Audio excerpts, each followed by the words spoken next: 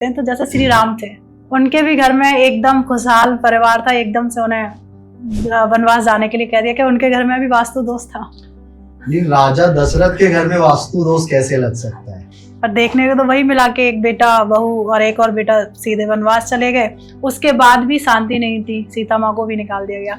भगवान श्री राम कनक भवन में रहते हैं। कनक सोने का ही होता है, मतलब कनक को भी स्वर्ण कहा जाता है। जी जी ठीक है।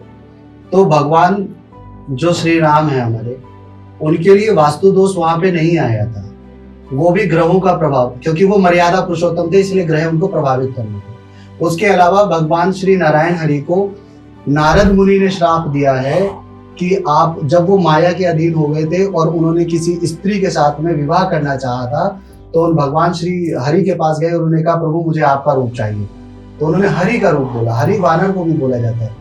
तो भगवान विष्णु को अपने जो भक्त नारद जी है वो इतने प्रिय हैं कि माया के अधीन होकर के ऐसा ना हो कि ये किसी गलत मार्ग पे चले जाएं।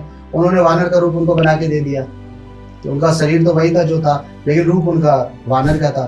तो ऐसा भी नहीं है कि पहले वो चले गए हो अपना प्रतिबिंब देखने की मैं कैसा दिख रहा हूँ। उन्होंने कहा भगवान विष्णु से ज्यादा तो कोई आकर्षक है ही नहीं पूरी सृष्टि में जी। तो जब वो विवाह के लिए वहां गए, उनका परिहास उठा, उनका उपहास उड़ाया गया और उससे वो क्रोधित हुए। उन्होंने फिर जाकर के अपना जब प्रतिबिंब देखा उन्होंने, तो देखने के बाद उनको पता चला कि यार मैं तो वानर जैसा दिख रहा हूँ। तो वो माया के अधीन थे, इस वजह से वो क्रोधित हो गए।